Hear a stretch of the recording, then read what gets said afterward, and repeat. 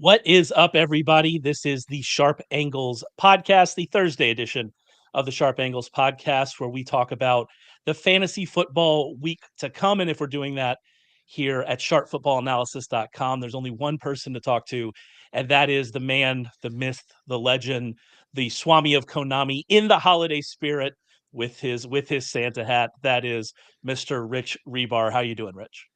I try to go a little extra for you since you are the Grinch. I try to bring a little extra Christmas cheer to the show. So we won't be here Yeah, next Wednesday. We won't be here next week till after Christmas. I wanted to, yeah. bring the spirit early. No, I'm happy for other people to like Christmas. I just don't like it. It's not.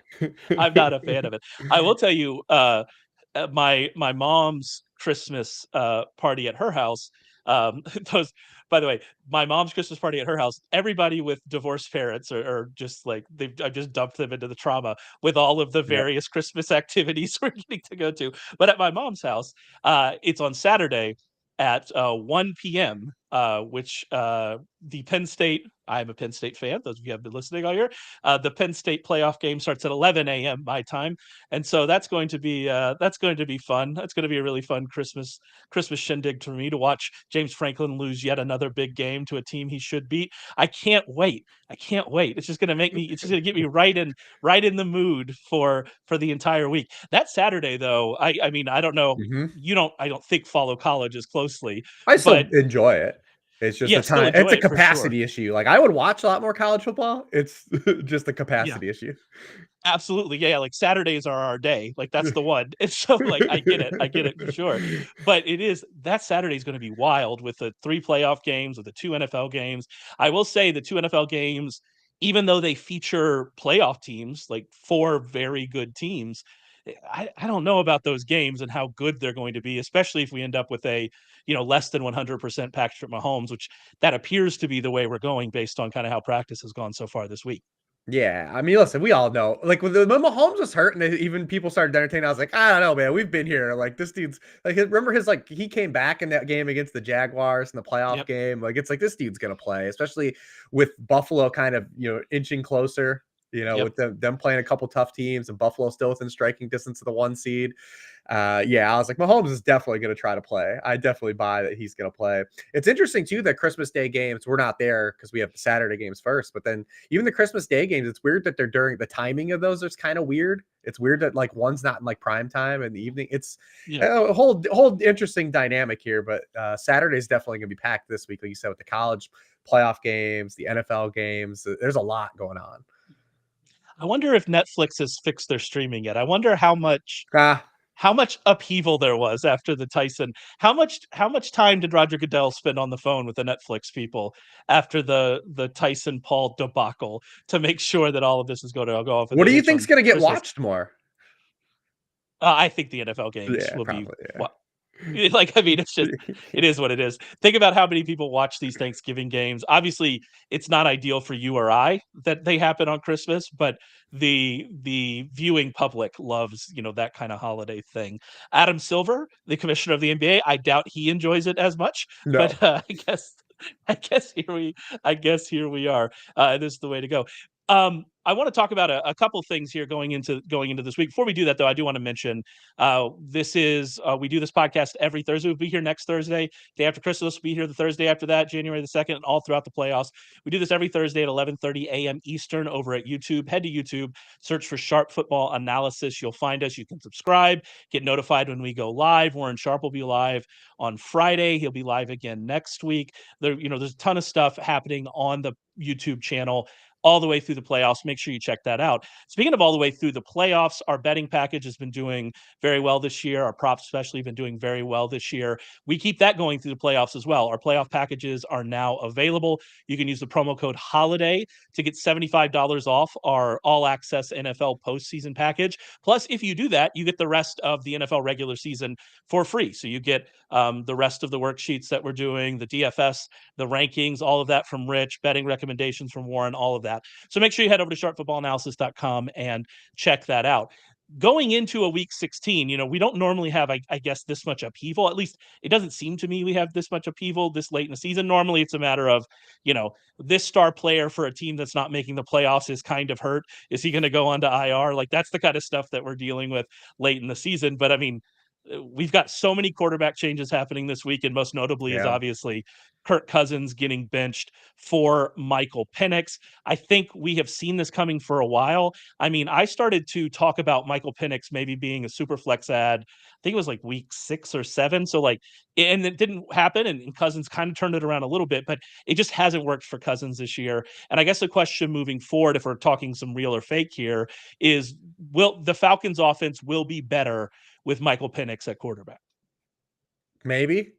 It's, Maybe. I mean, it'll be better than it was Monday, but I mean, we have a rookie quarterback that took 16 dropbacks in the preseason. Remember, he didn't play in the preseason. And I don't know what the actual reasoning that we got behind that, whether it was like insulation for Kirk Cousins' injury or not, but like we really didn't see him play at all in the preseason. He's only thrown 6 passes and kind of some garbage time stuff so far this season. And he was a quarterback that had questions coming into the NFL based on the system that he was in college. I mean, when you look at like him out of structure, he was really bad. Because that's the interesting part of this dynamic. So the first thing I thought of was like, wow, the Falcons can do some different things offensively because the restrictions they had with Kirk Cousins, they're last in the NFL in use of play action. They had the highest rate of dropbacks in the pocket in the NFL by far. Kirk Cousins, 96% of his dropbacks are in the pocket. The league average is 82%. But then when you look at Michael Penix and where he excelled in college, and it was kind of in the same bucket of how, Kirk Cousins was winning, the very little bit of winning he was doing this year in the NFL. Last year, he only threw for 4 yards per pass attempt outside of the pocket. It was ahead of Keaton Slovis, was the only quarterback that he was ahead of last year. In the pocket, he was really good. So I would push back a little bit on that because I think everything you just said is 100% right. And like Cousins had 12 completions outside of the pocket all year, which was only ahead of Trevor Lawrence, who was terrible outside the pocket this year. And all of that is true. But what I'll say is that I do think that the movement limitations were not just affecting like his ability to create outside the pocket, which I assume they hope that Penix can do that better than Cousins has, because Cousins just hasn't. But when Raheem Morris was talking about his movement and talking about Penix's ability to kind of move around better, actually I have the quote here. It says, Mike's a little bit more mobile just because of youth. He can execute everything we want to do. When he says that, he's talking, I think, about, like you mentioned, play action, being under center, being able to get to the handoff point on outside runs that they want to run, all that stuff that I just don't think Cousins is able to do, which is why they've been running so much out of the pistol. And while the pistol does give you some of those advantages that being under does in the running game with the angles and kind of ability to create distractions and stuff like that, then you get when like a running back standing to your right side or your left side in shotgun, because that kind of limits where you can run a little bit. And so the Rams use that effectively. I assume that Zach Robinson wants to use that as well. You do get some of that out of the pistol. It'll just be better in single back. And so I think when they're talking about movement in this offense, it's not even just as much about Penix getting outside and making plays. I think your concerns about that are very valid based on what we saw in college. I'll say he was a little maybe more mobile than we saw, but he does have that knee injury history, right? But it's more about he can move. He's like like when people said Stroud couldn't move, and create. Like the Penix can definitely run. But then when you look at just the hand holding he had in that system in Washington, and maybe he has that here. That's what I think they chose this spot. Well, first I think they gave Cousins one extra shot because they faced 2 playoff teams out of the bye, and they said, all right, let's see if you can get right against the Raiders. And it would, the Raiders had a shot to win the game. They had the ball literally with a shot to win the game. But non-RPO, non-play action passes, I mean, he was 10th in this class with 3 receivers that went, in the first, 3 rounds of this draft. So there are questions here, but I think that this spot is as cushy as you could get to get in and insulate him. We've got a team that's down to 1 pass rusher in the New York Giants. They have Brian Burns is their only pass rusher. They're going to be able to run the football in this game. They're at home. So I think it's just a well-insulated spot for him. Now, I think what the larger question comes from is what we're going to get out of these wide receivers, because as bad as Cousins was for the offense in totality, the wide receivers were productive in terms of, being where we drafted them in fantasy football. And when you look at where Drake London has won this year, he's won literally in the slot. And he's had his highest rate of accurate targets of his NFL career. Only 6.7% of his targets have been in accurate season, by far the best rate of his career. Do those take a hit, right? Because outside of the slot, he's not been nearly as good this season. When you talk about where he's won in terms of yards per out run and out of there. So is this situation where Drake London takes a step back now? We don't know. It's something we're gonna have to see play out. And then, does Darnell Mooney potentially benefit, right, in this spot? Because if they're able to like load up and play action and take some downfield shots, if there's no pressure, that's what Michael Penix wants to do. He wants to rip it.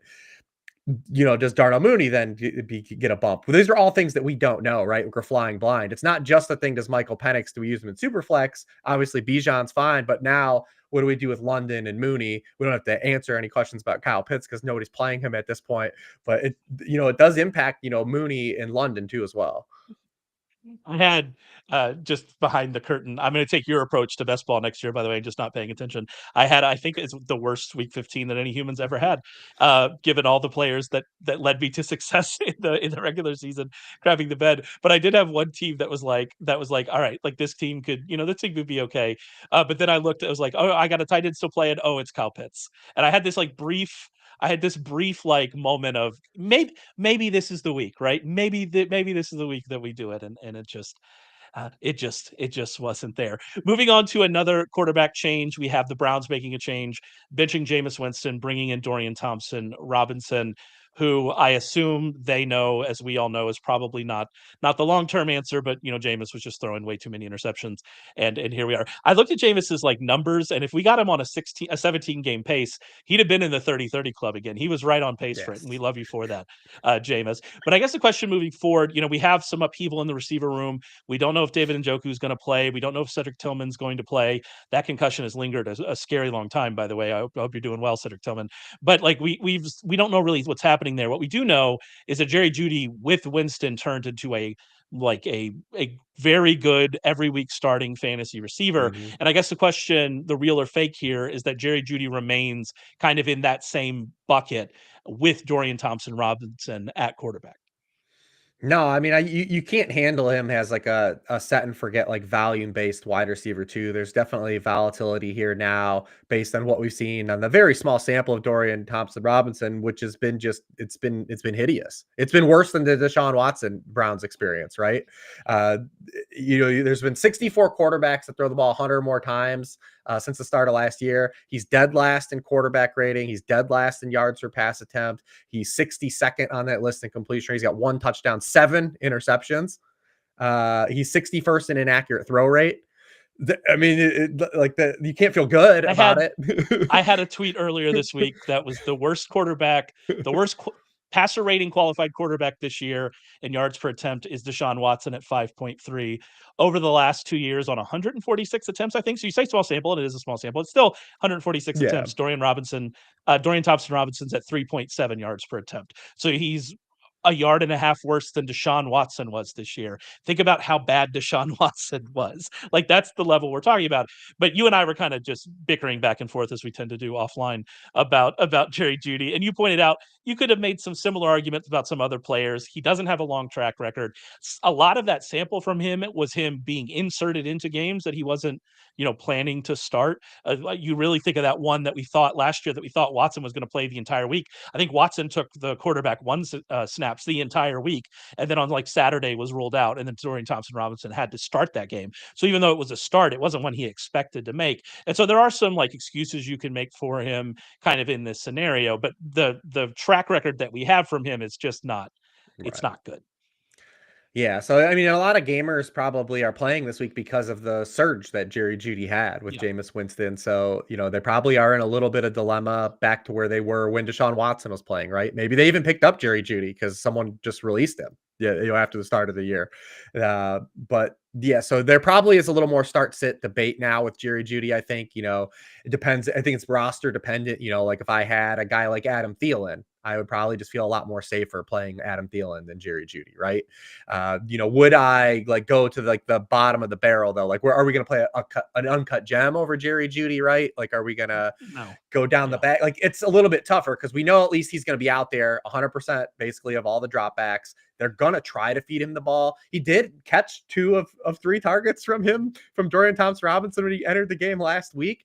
Then you have to factor into the Tillman factor too. Is the other thing. If Tillman plays this week, because shout out to our guy Adam Levitan for the shower narrative, but we have the all-time shower narrative with Cedric Tillman because he played high school football with Dorian Thompson-Robinson, and when Dorian Thompson-Robinson entered the game, which was against the Bengals when Deshaun Watson tore his Achilles, he targeted Cedric Tillman 50% of the time. He was like, yeah, got my boy here. I know what he's going to do. I'm going to throw to him. So there's a bunch of little layers here that kind of go into little wrinkles here that just add volatility. So it's roster dependent, but you definitely don't feel good about the transition. I'd forgotten the shower narrative term until I read it in the worksheet this week, and I laughed once again because I really enjoy that term. I was thinking about Jerry Jeudy if you were playing him in the flex versus the 2 kind of waiver running backs this week.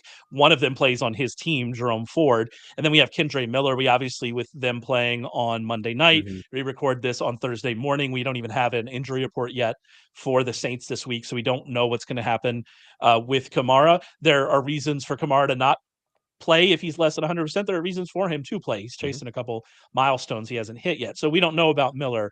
But like when I think about those 2 guys with, Jerome Ford and Kendre Miller, like what about those 2 guys maybe versus Jeudy in the flex if we know by Sunday, I guess, that Kamara is going to sit out? I mean, if there's catch points, I think you still just have to play Jeudy.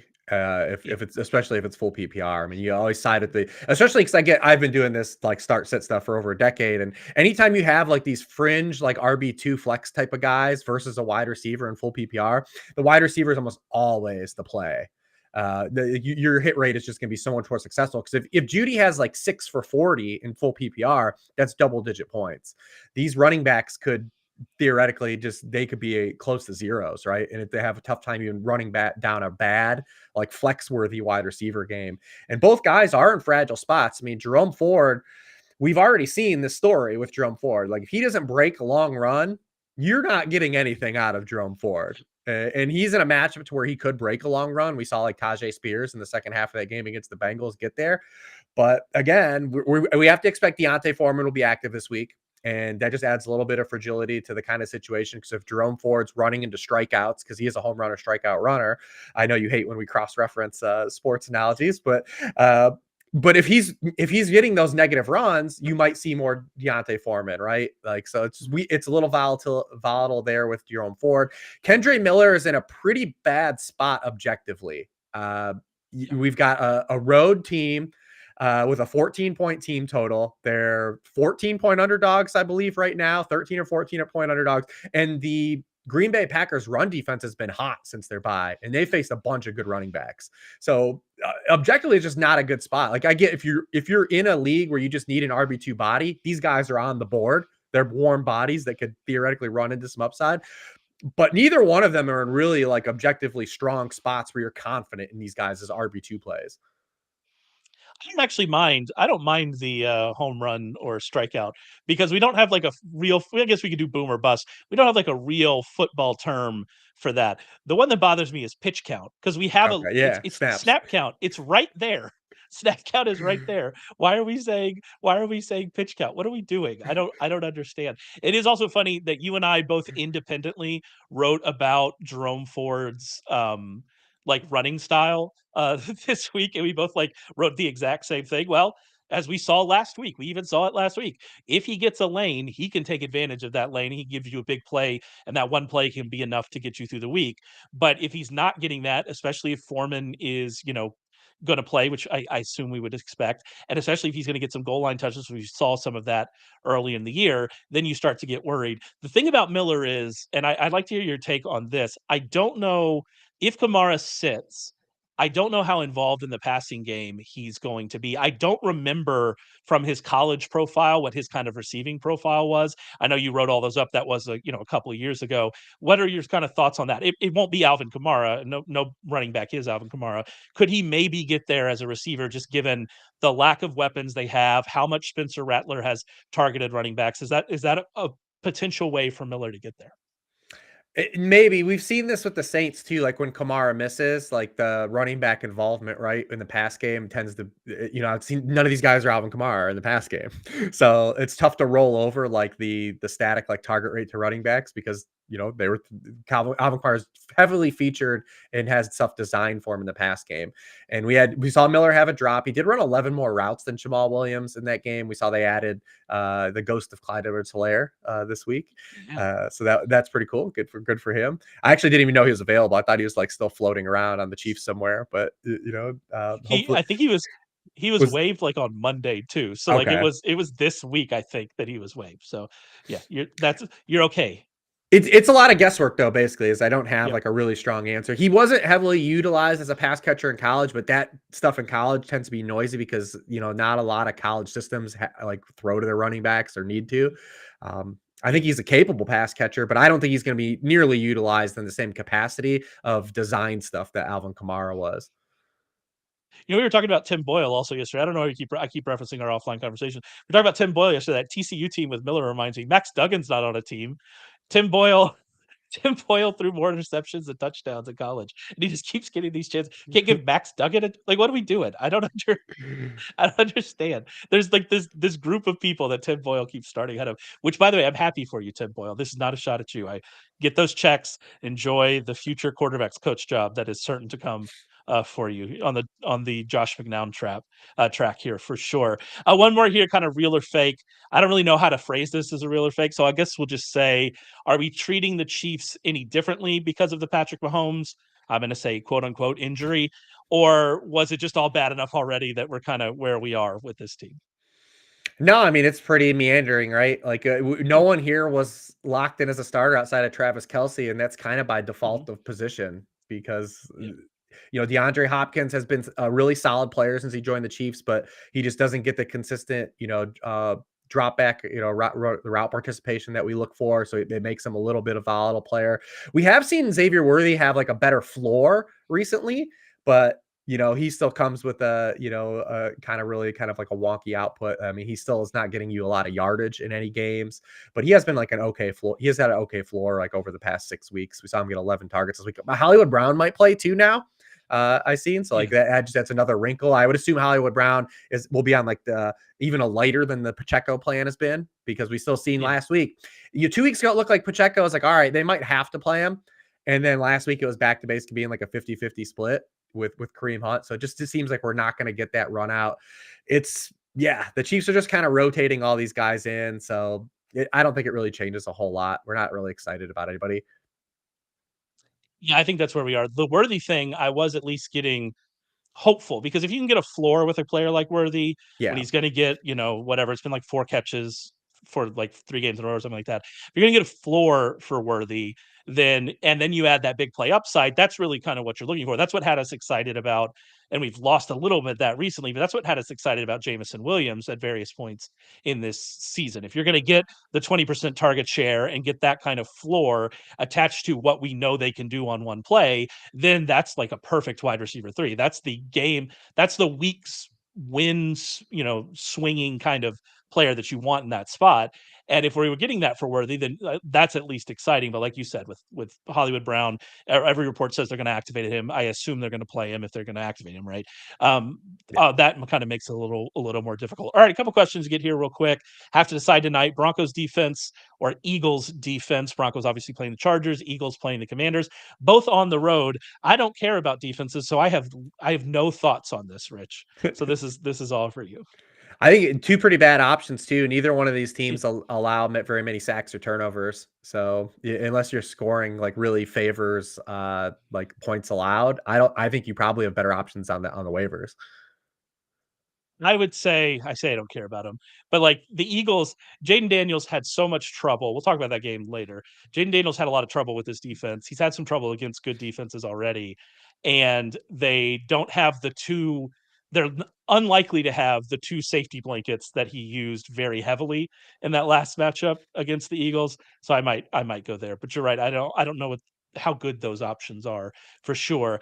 Struggling to start two out of Cooper Kupp, T. Higgins, and Terry McLaurin. My answer to that last question might inform the answer to this question. Where are you thinking with those three? Yeah, I'm probably leaning towards what you said into the more of the, what do we expect out of the Commanders this weekend? I mean, they haven't beat a team with a winning record this season. We saw when these teams played. It was a Thursday night, and they really didn't have a Yeah. lot of answers for this Eagles defense that's been the best defense in the NFL for 2 months. I do believe there's a very low bar for Terry McLaurin to clear to have a better game, but how excited are you to anticipate like a spike week game from Terry McLaurin, right? And I think that's where I run into the dilemma of really wanting to push him out. Obviously, he's a tougher guy to sit. This would be an example where you have some guys that are actually viable that I have ranked over Terry McLaurin, to play over him. Cliff, just didn't do anything creative with him in that Thursday night game. He ran 37 snaps at left wide receiver to just one at right wide receiver in that game, 9 in the slot. He just ran into Quinyon Mitchell the whole game and got boxed out of that game. So I mean, I think it's really hard to expect Terry McLaurin to like have a spike week. I think he's going to really need those touchdowns, which he has been getting. I mean, he is now second in the NFL in end zone targets. He has a career high 11 touchdowns. I just think you're really going to need the touchdown. I think the other two guys are in better game environments though than Terry McLaurin. Yeah, I think that's fair. I do like you saying it as almost if it was a surprise that Cliff Kingsbury was not very creative Right. with with the Terry McLaurin. It's a shock that hasn't been a concern throughout the entire year. A lot more start set questions here. I'm gonna try to pick some kind of like general ideas out of this that hopefully get us. We got a flex question here. One of those players is going to play. The other one you're definitely not going to pick. So let's go with Bucky versus Adam Thielen. I think the Adam Thielen part of this is interesting because we saw Jalen Coker get the long touchdown. I do think people might get a little too excited about Coker with that and with the Xavier Legette injury and maybe get a little excited. But like when I look at this Carolina passing game, if you're in a deep league, David Moore is going to play a lot if Legette is out, that's for sure. We'll see if Coker gets more snaps. The fact that he plays so much in the slot kind of hurts him a little bit because you're rubbing up against that Adam Thielen kind of where he's working. When I look at this situation, it seems like Thielen's the only one that I can have any confidence in playing in any given week.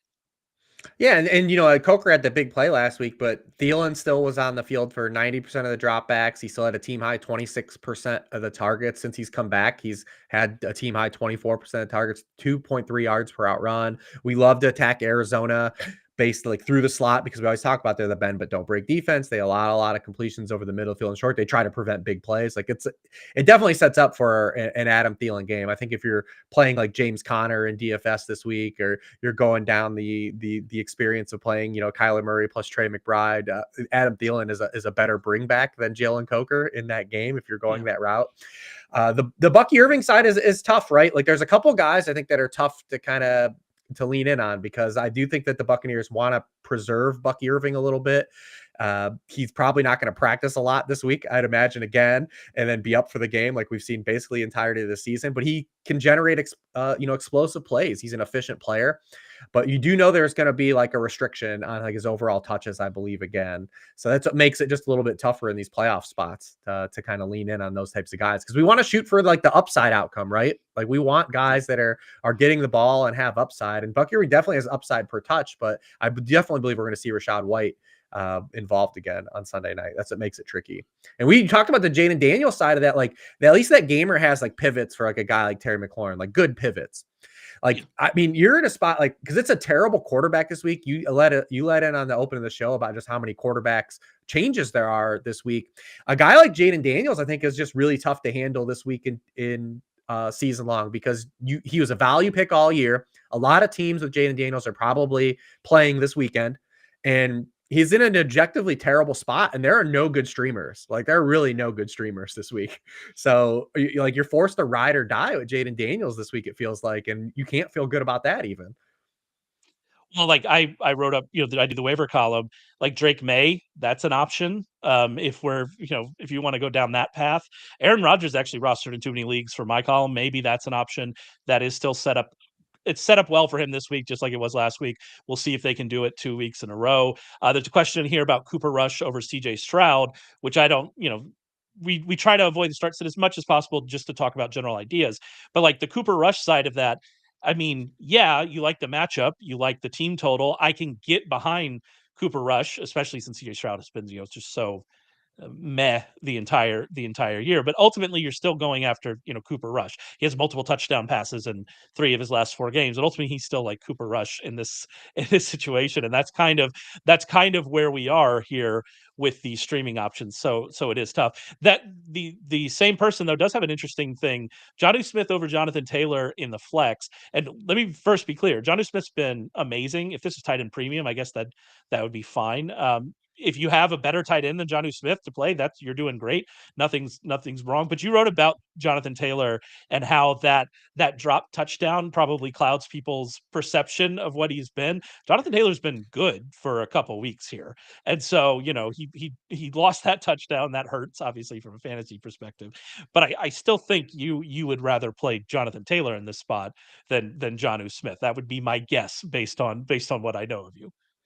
Yeah, and they're home favorites, right? Like it's a spot for where he can accrue opportunities, and that's what we care about. The name of the game is opportunities, and I just believe he's, in any of these spots. Typically, when you have like we do use the example of like the RB2 flex versus like a wide receiver 3 in PPR, like historically like wide receivers have just been optimal to play in that, and inversely, running backs just score more points than tight ends, like on top down. I know that we're using individual like basis here, Jonnu Smith versus Jonathan Taylor, and there's been like a better run for Jonnu Smith, of late. But then you sell like they're facing the 49ers with Fred Warner. We're always cognizant of like playing tight ends against the 49ers and like saying like how much upside we're going to have. I don't think they've allowed 70 receiving yards to a tight end this season. They got Dre Greenlaw back too last week. They got Hufunga back 2 weeks ago. Like this 49ers defense is, it's too late for them for reality. But like for fantasy, like this is still a defense that like you kind of have to be wary of. And, the rain definitely had an impact on last Thursday's game too, but it's still, they've got pieces when everyone's back to be kind of wary of. So I still would just lean Jonathan Taylor here for just 1, running back score more than tight ends. 2, it's Jonathan Taylor in a spot where he can accrue touches as a home favorite. And so like, I just lean there pretty much overall. I don't think, to me, it's not even a question. I was interested in our uncut gems in Malik Washington, and that might have been a name I picked. But I do think that this 49ers defense is still one to be wary of for sure. And then one more here, and I kind of want to use this question. It's flex options. I've got Kendre Miller, Romeo Dubs, Devo Samuel, Tank Dell. I want to use this question, talk a little bit about kind of that Packers passing game and Romeo Dubs, and maybe kind of getting excited about that.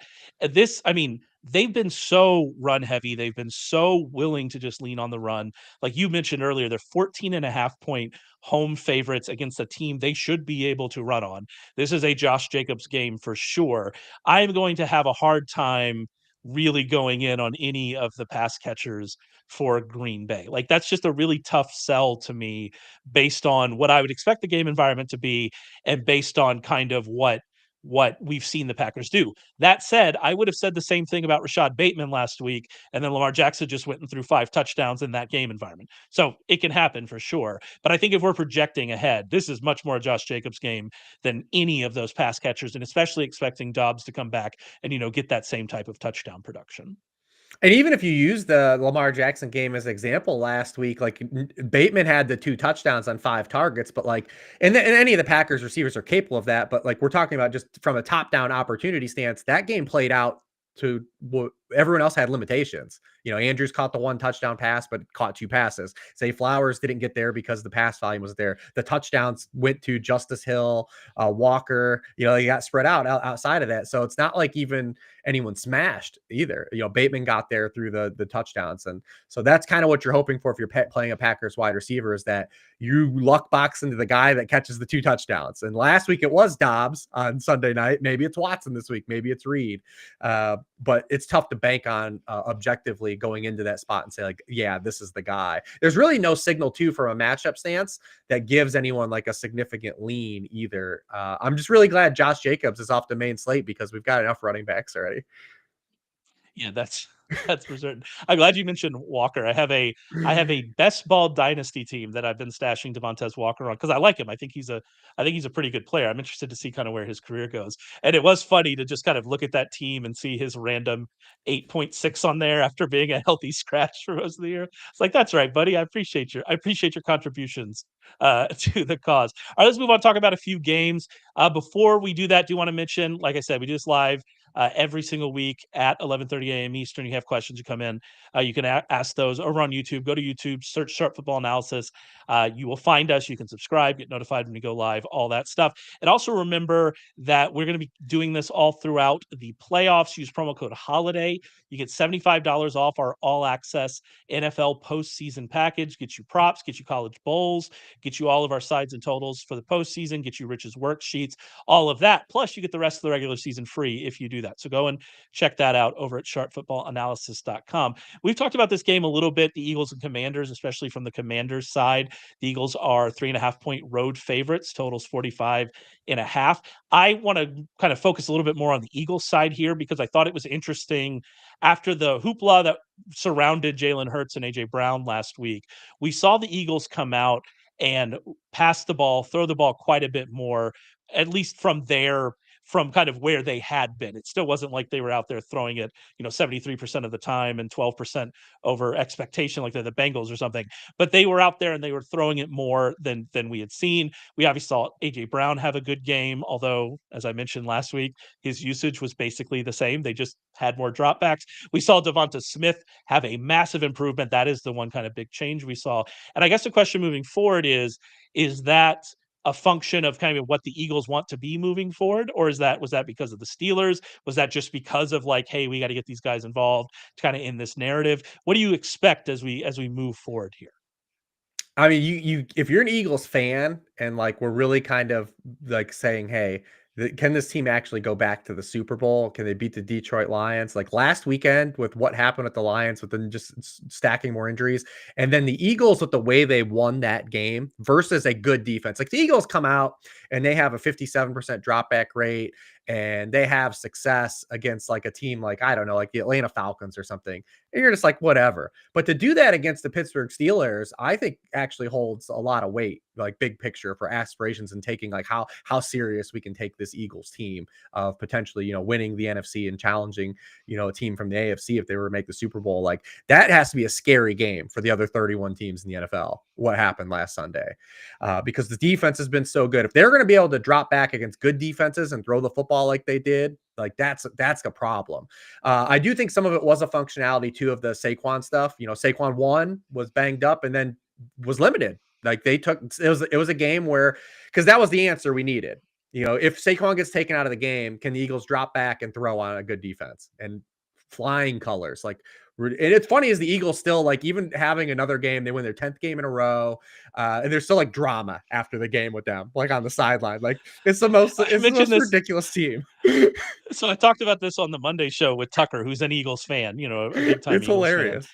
And I was like, they've won 10 games in a row. They just vanquished the state rival Steelers, and your coach and like best defensive linemen are fighting on the sideline. What is this team? Why is this team this way? Why is it the Real Housewives of Philadelphia every single week with this team? I don't get it. It's so funny. But I do think for like this individual matchup to just expect it to roll over, I think it's tricky, right? Because we still have another 14-week sample where that wasn't the case. And we're in a spot where if Saquon is healthy, he should be effective here, a lot more effective than Sunday against this Commanders run defense. So to believe that, so Devontae Smith's the tricky part. So you're obviously starting Hurts, you're starting Saquon, you're starting A.J. Brown, and just letting the football gods take the wheel regardless. Devontae Smith's the tricky guy in the equation, right?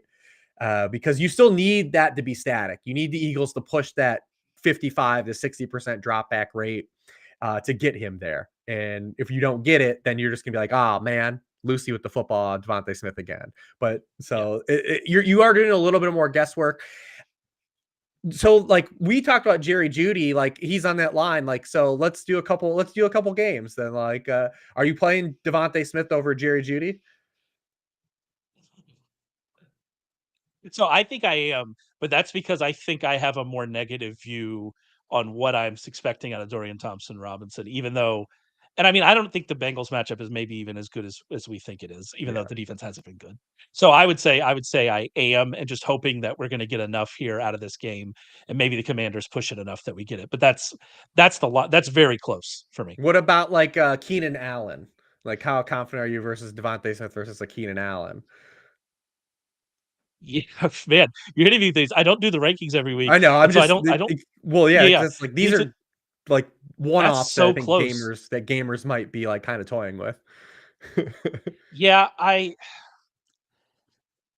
Well, how about your boy? How uh, about just like saying like Jamison Williams, a guy that like represents like huge I would upside I too. would play I would play Jameson Williams because I like the kind of upside angle on Yeah. that.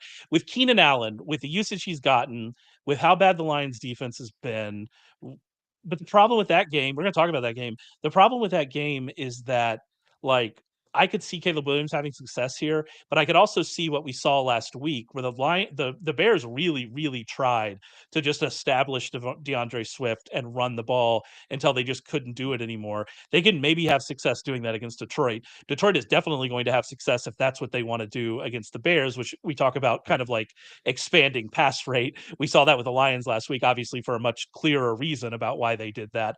But like if the Lions want to establish Jahmyr Gibbs in the run, that game could be one of those games that ends a lot earlier than the other games, just because of what maybe these teams want to do. So that's where it gets tricky for me. I still think Keenan Allen, just because of the state of that defense, the fact that game script could kind of force, I would expect game script to force the Bears to pass a little bit more than maybe the Eagles, but that one's also pretty close for me. On Jamison Williams, I mean, the upside's just better probably, and so that's where I'd go with that one. But Where I did you think land on that's, those I two? mean, but indirectly, without even saying like have to answer those 1v1, like that's where we're still at like, handling Devontae Smith. Like, I'm interested. Where do you land on those three in the rankings? I didn't see in the rankings where you landed on those I mean, three. I have Keenan Allen first, just for like as again volume Yeah, based player, like just bankable volume. And then I have just Devontae Smith and Jeudy right next to each other, and it's like it's fair. And I was trying to play in my head like who would I pick if I actually had this start sit question, because I don't have any teams with this particular start sit. And I kind of think that I also would lean Devontae Smith just because, like, you might have a potentially more competitive game, Eagles, Commanders, just better quarterback situation. Obviously, there's fragility with both, but you could probably, I think, you can line up more pros, tick more pros off the box, I think, for Devontae Smith. I think that the other part of this conversation is, like, if you told me on August 30th that these were the group of wide receivers we'd be talking about, like in a similar way, I would be asking serious questions. Like, is Devontae Smith playing with a torn Achilles? Like, that would be the kind of question that I would be asking. So it is interesting. We're here. But yeah, I You mean, if mentioned this the could be a Saquon game. Like, this is very clearly a bounce back Saquon game. It's too late for me. It's too late for those of us who rode him to the best ball playoffs. Thank you, Saquon, for getting our entry fees back. I guess it's too late for all of us. However, this could be the game if you got to buy because of him in a regular league. This could be the game where he really pays it off for you. Yeah, it's just like I said, we have still have a 14-week sample of this Eagles offense that I don't think we can completely just say like, well, this is who they are now. But I do believe what they did last week was massive. If someone's like holding like future Eagles tickets, like they bet them earlier in the season, like you've got to like, because that's a scary game. Like from divorcing myself from the fantasy football side for a second, that was like oh, this team could be like real. I like the I like the idea of someone like with an Eagles like number one seed win the NFC kind of ticket like 2 weeks ago, just feeling terrible, and now like suddenly you're like, you're kind of that way with the Bills too. Like if you had a Bills number one seed after they lost to the Rams, you went, "Oh well, this is over." And now you're like, "I don't know, we might be back. We might be back in the saddle." So there you go. Speaking of the Lions at the Bears, the Lions -6.5, 47.5 point total. My first bullet point here is to just I'm supposed to tell you, talk about Jahmyr Gibbs for a while. So go and have fun talking about Jahmyr Gibbs. I mean, listen, this is why David Montgomery even had the ADP he had, and he was playing a lot better anyways to justify his ADP during the season. But the contingency value, we know. I do a show with on Roto Grinders, and I had flippantly like talked about for weeks, like how much would you pay for Detroit running back if it was just Detroit running back in DFS? Well, now we have Detroit running back, and he's underpriced because combined, these backs combined for the most touches and yards per game of any backfield. And we've seen last year when Jahmyr Gibbs missed a stretch of the season, David Montgomery was a set and forget front end RB1. And then when David Montgomery missed a couple weeks, Jahmyr Gibbs rivaled being the RB1 in fantasy football, which, we're going to get back to. And I want to point out for that, just to break in for a second, I want to point out that was early in his rookie season. Right. Like that's, I think, an important caveat. They trusted him with that workload. It was something like he had at least 18 touches in every game, averaged like 23. That's off the top of my head.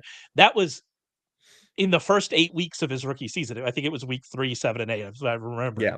So like that is a big deal to trust that rookie running back with that. Now we are where we are with Gibbs, Instagram posts with pass coverage calls aside, we are where we are with Gibbs here. And so you would expect they're even going to trust him even more than they previously had. And I won't drop a bunch of Jahmyr Gibbs stats. There's a bunch in the worksheet. Here's what I'll tell you. Jahmyr Gibbs changed his avatar on either Twitter or Instagram, not to Sonic, but to Supersonic.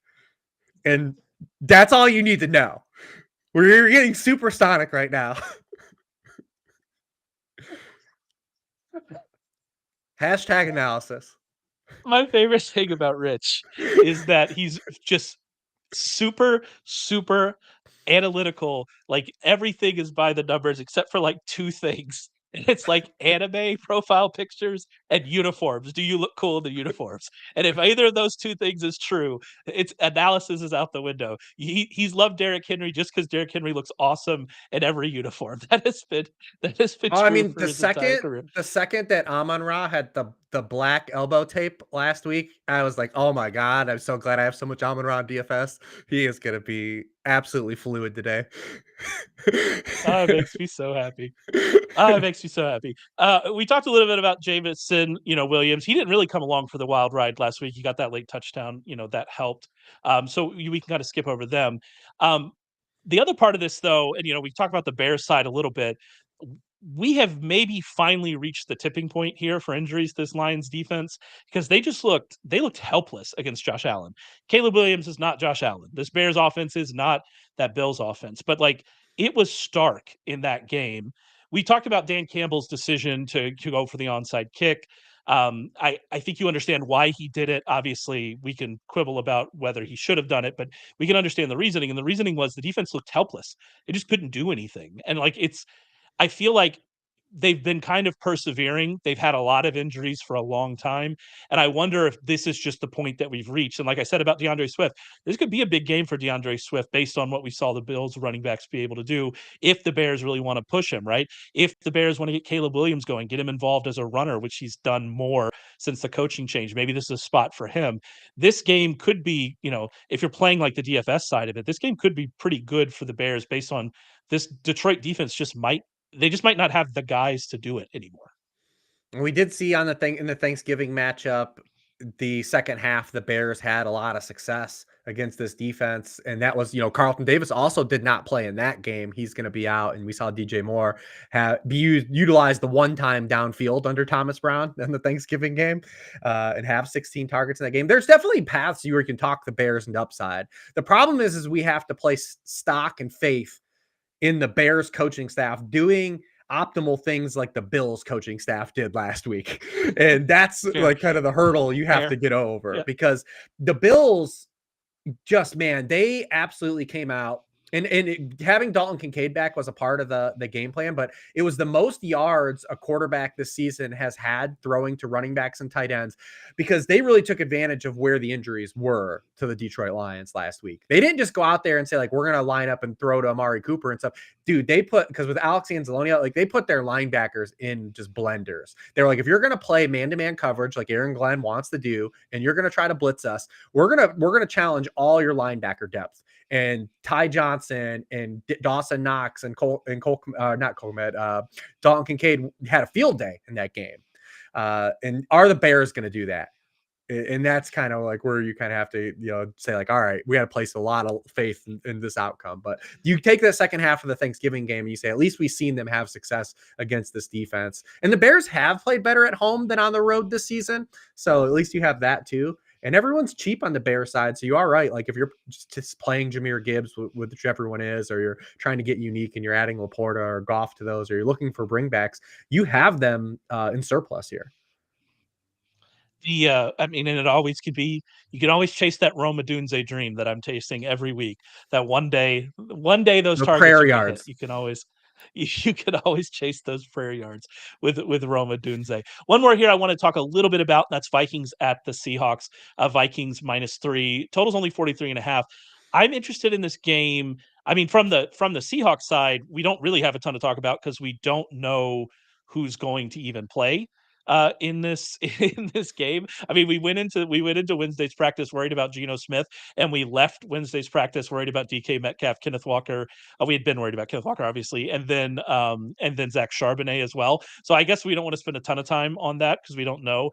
But you had something in here about Vikings play action rate and kind of what they might be able to do against the Seattle defense that has been quite a bit better. And I'm interested to kind of talk a little bit through that, kind of mention those stats and kind of what we might see here from the Vikings passing game.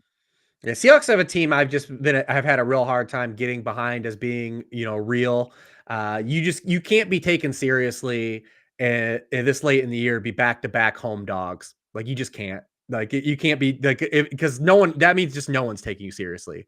It's one thing if you don't show up, but they were underdogs last week to the Packers, and for good reason. They were never had a shot to win that game on Sunday night, and they opened dogs again at home. So it's like you can't be taken seriously as like a real team. But it is interesting from a matchup stance because some gamers might be looking at Darnold not playing well on Monday night and saying, oh, what do I do with Sam Darnold? Or what do I do with Jordan Addison in this spot? And there are some pros here, like you kind of alluded to, and it comes from that play action pass. Sam Darnold is second in the NFL in quarterback rating, using play action. He actually leads the NFL in touchdown rate and yards per pass attempt using play action. He used it the sixth highest rate. And Seattle has been the most vulnerable defense in terms of how they play versus play action passing and how they handle non-play action passes. Against non-play action passes, 14th in completion rate, second in yards per pass attempt, and sixth in touchdown rate. But when teams do utilize the play action pass against them, they go to 26th in completion rate, 28th in yards per pass attempt, 31st in touchdown rate. The last team they played that runs a lot of play action is the Rams, and we saw the Rams have a lot of success throwing the football against them. So there's your path kind of to say, if you go, hey, do I trust Sam Darnold after what he did on Monday night? That's like the path for upside for him. The interesting thing is you would say, oh, Justin Jefferson, right?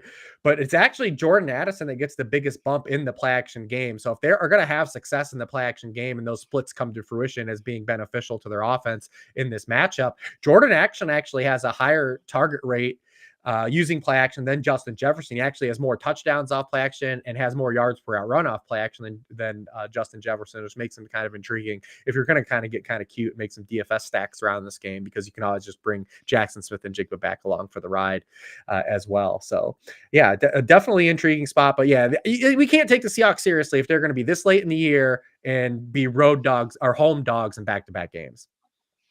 I also was thinking about, and it looks like Geno Smith is going to play, which is good Yeah. news for the Seahawks overall. But I was thinking about, before we knew about Geno's injury, I was thinking, can you imagine Sam Howell against this defense, against Brian Flores' defense? Dude. It would have been a disaster. I would have auto-locked Vikings defense into FanDuel DraftKings. Just whatever the price is, auto-locked.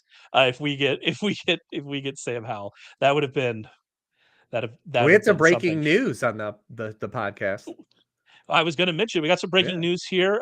Question in the chat. I brought it out. I'd seen the report and I forgot because we got to talking about some nonsense. But Isaac Guerendo is going to be out this week. That's from Adam Schefter. I got a question here. Do I start Juwan Jennings, DK Metcalf, or Patrick Taylor? We can use this to kind of talk about your just initial thoughts here on this 49ers backfield. I assume mine feel similar to what they were before. Patrick Taylor has been active. He had been getting touches. I'm pretty sure he's going to be the lead guy. But again, we're just one we're one rung further down this depth chart now, Right. and I'm not sure how much production we can continually get as we move further and further away from Christian McCaffrey. Yeah, and this is a significantly worse spot than last Thursday would have been, I think, too, for gamers.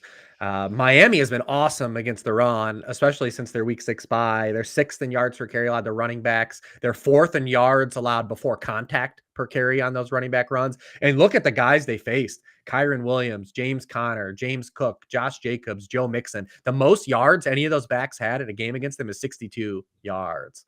So I would say I would put Taylor behind the other two guys we talked about. Would you? On Ford and Miller, if you're like doing. Yeah.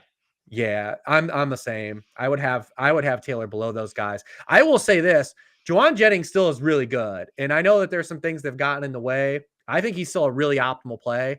Most start-sit questions that involve Juwan Jennings, I think very few will have the answer not be Juwan Jennings for me.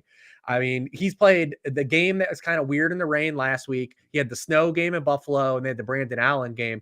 But since week 10, he's got 27% of the team targets. Since week 10, his lowest targeted game is 26.9%. He has 29% of the team targets over that span. So if we're expecting the 49ers to have to drop back more in a game that maybe doesn't have weird weather stuff involved in it, I mean, I'm absolutely jamming on Juwan Jennings again. Yeah, for those three, Juwan Jennings, DK Metcalf, and Patrick Taylor, it's not even a question for me. It's Jennings. And I think you're right. He's a guy that I'm just going to keep going back to in DFS because it's going to hit. The usage is going to hit, and he's going to become less popular as we kind of get through this. But I'm just going to keep jamming him in there and going back to it because if you're getting that usage, we even had the Deebo Samuel narrative streak game last week that they tried to force the ball a little bit to Deebo, right? But it was still Jennings. Jennings still the wide receiver one, right? And so I'm still running through Jennings for sure. We have one more question here. What in the world's been up with Jaden Reed? I don't like talking about Jaden Reed anymore because what in the world's been up with him is exactly what we thought would happen in the offseason before he decided for a couple of weeks to make us look stupid. But it's the answer. It's the answer that we had in the offseason about him is that there are 4 wide receivers. Tucker Kraft's emerged. They don't throw a ton. It's going to be up and down. And he doesn't play he doesn't play as many snaps as you would like him to play because he is, I think, their best receiver. But because of kind of his usage, it's not the same. And so it kind of is what it is, right, Rich? It's Yep. kind of the problem we're going to have with Reed, I think, moving forward of him being much more talented as a talented wide receiver. We think that dude is very, very good. That's not Oh, what yeah. this is about. It's just a matter of, you got to get the targets. And I don't know how consistently those targets are going to be there for him. And we had the stats coming into the season that in 2 wide receiver sets last year, he ran like 4 routes with Jordan Love. I It was can't like remember what something. it was, but it's something like that. Yeah, it was a And wild number. and we've seen since the bye now that the Packers have gone run heavy. They're 31st in the NFL in drop back rate since the bye. And the Detroit game was the one that was really telling in this is that he doesn't play in those set. He doesn't get on the field in those formations, and the Packers have run more of those. So it's just taking a player and really reduced his kind of playing time. He just doesn't have the opportunities that you would want versus some of his peers. So that's kind of been the bugaboo. He still can be an efficient player.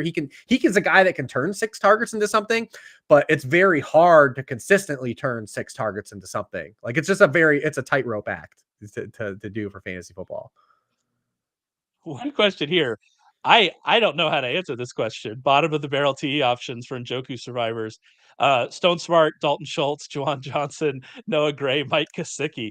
My answer would have been Stone Smart, but Hayden Hurst is going to play tonight on Thursday night. We record this before Thursday. That puts a Yep. big, in my opinion, damper on Smart. I don't know what Hurst. I haven't looked at the showdown prices yet at DraftKings. I don't know what Hurst is priced, but if he's kind of in that under 1,000 range, that'll be somebody that'll be in some of my lineups. Sorry, Rich, for doing some showdown degeneracy in front of You're you. I allowed know how to. much you hate it. I know how Oh, much you hate it. I don't hate it. But I just don't speak the language. So yeah, fair enough. Fair enough. But that's like why I I look don't at play that it. list and I look at that list. I mean, we saw Foster Moreau get touches last week. Dalton Schultz for not really getting a ton. Noah Gray with this whole, he got in the end zone last week. We've seen Noah Gray's route participation rate drop for 2 straight games. And obviously we have the issues that we have, not knowing how healthy Patrick Mahomes is. Gesicki, what are you going to get out of him? And Hollywood I got coming no back. answers. Hollywood coming back too Yeah, could potentially have a trickle down yeah, because it's just another guy getting targets, right? Like it's another guy. yeah. I assume the snaps that Hollywood plays on Saturday, they're going to have plays for Hollywood Brown on those snaps. Uh, I would guess we're going to get really excited about his target rate per route, and we're going to have to remind ourselves that what he ran 12 what is routes. happening there. Yeah. Yeah, we're going to have to remind ourselves why it's there. I mean, I guess you could check on Britton Strange, although I assume that he was He was picked picked up, up. if Yeah. if not at the end of last week, at the beginning of this week. I could make a case for Chigakonwo because of we've seen, and you kind of made a point about it in the worksheet that I think is right, is that some of like the target jump that we saw last week and some of what we've seen from him recently has maybe not, maybe we shouldn't read too much into it, but he has been getting more targets lately. He can create a big play. He's kind of in that Tucker Kraft mold. If you get him 3 touches, there's a chance he turns one of them into a big play. Chigakonwo would probably be, if you like, I assume he's available. He's available in a ton of leagues, or at least he was earlier this week. So maybe he's available for you, but that's kind of the range I'm in. Would you do a Mhm. Conwo over all those guys, or would you just roll smart out there and not care about Hayden Hurst and just hope for the best? I mean, I think if you have a favorite, I'm not really going to push back from this group of guys and say like this guy's optimally better than this guy. I think if I had a choice, I would just throw the dart at Dalton Schultz based on the matchup. Yeah, that's Uh, fair. but I have no problem with you saying you like a Okonkwo more than Schultz either. Like I really don't have like a vehement like no, you're wrong about this. This is, by the way, thank you so much for asking this question. This is where I love to live. Rich likes to talk about good players. He likes to talk about players that actually matter and win fantasy matchups, which is fair because he's 100% right about that.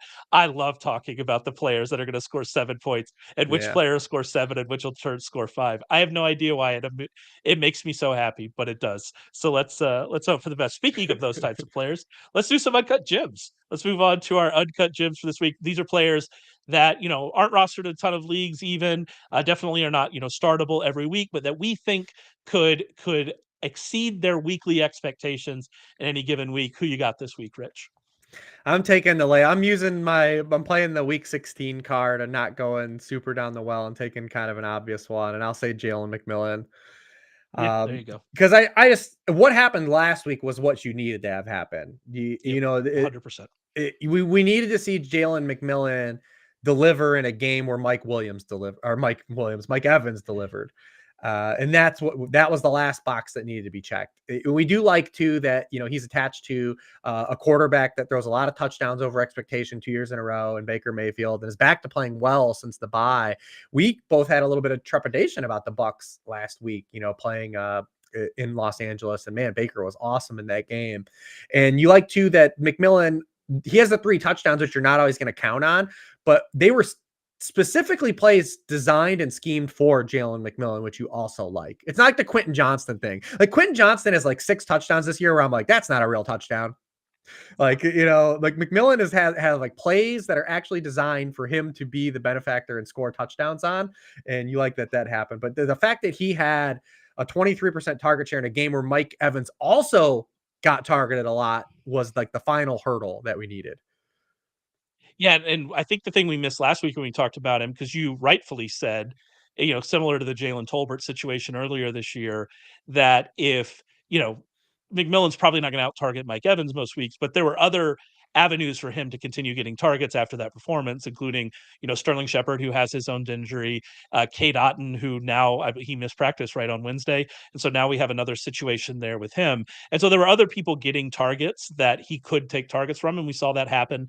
And now we've seen 2 weeks in a row him get those targets, and so you really like to see that. The matchup, with the Cowboys is good. I think the total in that game is what, like 49 points. I Yeah. have it right here. You play If on I scroll FanDuel, down, it's the so highest total on the FanDuel main site. yeah, yeah, ESPN right now has it at 48 and a half, so down a little bit from I think where it was, but still, like that's a pretty good total. So I agree. He was on my list. I went a little bit lower with 80 Mitchell, simply because, and I think I've used him before I've tried this this a year, few but times the with DFS too, so I hope yeah, that you well, I definitely have done. I luckily I got a 6 for 71 one of the times. But like the thing is this is when AD Mitchell is running routes, he gets targets. And so at some point that Mhm. is a good thing. Among receivers with at least 150 targets, he is 8th think about the receivers we're talking about, like the best receivers in the league. He is eighth in in target per route. So he's 26.8% of his routes have resulted in a target. He gets targets when he's on the field. It's a little bit lower with Richardson at quarterback, but it's still 25.5. We expect Alex Pierce to miss this game due to a concussion. Mitchell had as many targets as Josh Downs in the second half against the Broncos. He went 6 for 71 when Michael Pittman missed in week 10. He has versatility. We saw him early in the season when Down was out, play in the slot. Now we've seen him when, Pittman was out and Pierce was out, play more outside.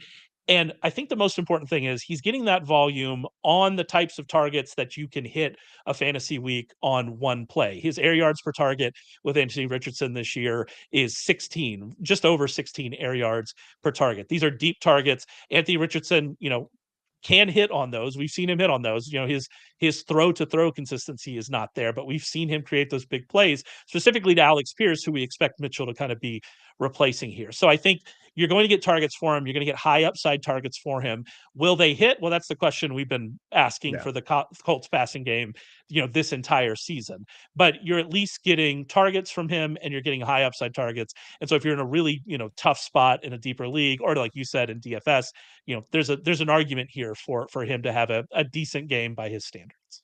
And I actually think that the bull case for AD Mitchell is stronger than it was a couple weeks ago when Josh Downs missed the game against the Patriots, because Alec Pierce missing the game means that he's going to play in 2 wide receiver sets, extension of what the conversation we had with Jaden Reed, because when Michael Pittman missed the game earlier this season against the Bills, AD Mitchell was on the field for 95% of the dropbacks because he played Pittman's position.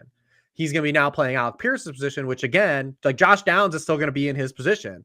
So in the 2 wide receiver set stuff. So it's even better than it was for AD Mitchell to earn targets than a couple weeks ago, because he's going to be running those routes where he's going to be in the 2 wide receiver set stuff and just be on the field more than 2 weeks ago. And then the start of the year when Downs missed the opening of the year when he was still running from the slot. We have players escape that, like Shakir, it seems, has escaped that mostly now in Buffalo, right? We've seen, He's Amon-Ra really never, I kind guess. of it though. I mean, I'm trying to go back in time, like Golden Tate escaped it, right? Like I'm trying to think through the list. Like, do we have hope here? Because I think, all respect to Michael Pittman, I think Josh Downs is the best receiver they have Yes. at this point. It doesn't fit with He's really well with he's Anthony Richardson, Indianapolis but Jaden Reed, basically. that's what I'm saying. So like we have Jaden Reed here, we have Downs here, we had Shakir. Shakir's escaped it. Are these 2 guys going to escape it? That'll be an interesting offseason. I think the thing with point. Reed and Downs that make it interesting is that I think you and I both believe that they don't have to be slot receivers. Yeah, absolutely. They could play elsewhere. Like, again, that's why I bring up Golden Tate. Like Golden Tate, like they could Amon-Ra St. Brown, if you want to use a more recent one. Hello, fellow kids. Let's talk about Golden Tate. But like if you want to use Amon-Ra, like these guys can play. Cooper Kupp can play. Like what are you don't need to relegate these guys to this. If they're your best player, they're your best receiver. And I'm glad Buffalo has done that to a large extent. They have a lot of receivers to play, so it is what it is. Look right? at Juwan Jennings. But like, yeah, just play Juwan Jennings. Yeah. No, but look, Juwan Jennings, his whole thing was he played slot receiver for the 49ers, couldn't get on the field because they were one of the teams that very rarely used that 3 wide receiver sets. One of the guys goes down, they have to throw him outside, and he's awesome. Like, yeah. Play good players. I don't know what to tell you. Stop playing Dontavian Wicks, Packers. Buddy. I did one of those Moneyball memes with him. I go, this is Dontavian Wicks. He's always open. The problem is he never catches the ball. That's the issue we have with Wicks. He does get open. To be fair to Dontavian Wicks, he gets open. So there's a hope. There's hope for the future, Dontavian Wicks. All right, that's it for us. We're going to get out of here. Enjoy Week 16. We wish you all the best of luck. If you're still in your leagues, if you're just playing DFS, all of that, make sure you check out Rich Hribar's worksheet previews, previewing every fantasy-relevant player in every game. He'll have his DFS picks up later in the week as well. Make sure you check that out. His rankings are available. He has his subscriber-only chat on Sunday mornings. You can ask him all the start sit questions you want to ask him. So check all that out. You can actually get access to all of that by purchasing our playoff all access package. You get 75% off that using promo code HOLIDAY. If you get that playoff all access package, you get the rest of the NFL regular season for free. So there you go. So make sure you get that, you get the rest of the regular season, and you get the playoffs. That's a win-win for everybody. Like we said, follow us on YouTube, subscribe, get notified when we go live, all of that. We appreciate your support, and we'll be back to talk with you next week.